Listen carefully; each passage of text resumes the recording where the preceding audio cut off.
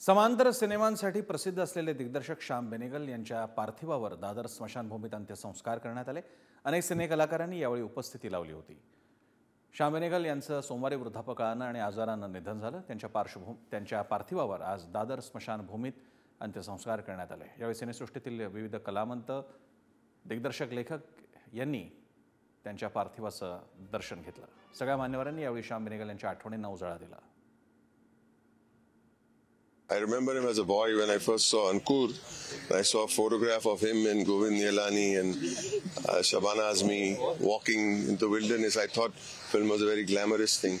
They made this beautiful film called Ankur, and I said to myself, if someday I become an actor, I just wish I had a chance to work with him. And he treated everybody equally. There was equality. And mostly spending time with him was like enriching yourself. So we will miss him. It is an end of an era. There is no doubt about it. खूप मोठं नाव आहे, खूप मोठं नुकसान आहे। मला वाटतं श्याम सरांचं त्यांची जी लेगेसी आहे ती पुढे कोण कशी कंटिन्यू करेल। अर्थात त्यांच्यापासून इन्स्पायर होऊन खूप जण आज वेगवेगळ्या पद्धतीचे सिनेमे करतायत, पण त्यांनी जी सुरुवात केली आहे मला वाटतं म्हणूनच कुठेतरी आपल्याला ती हिंमत आली आहे की नाही, हे जर असे सिनेमे बनवतायत, त्यांच्या कन्व्हिक्शननी बनवतायत, तर आपण वेगवेगळ्या गोष्टींचे सिनेमे बनवू शकतो।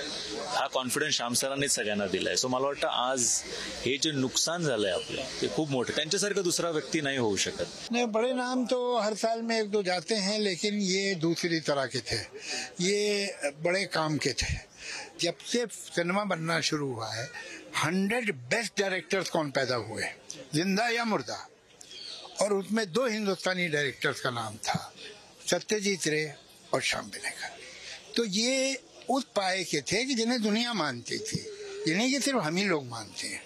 मैं बड़ा अपने को खुशनसीब समझता हूँ कि मैंने 2 पिक्चरों में उनके साथ काम किया।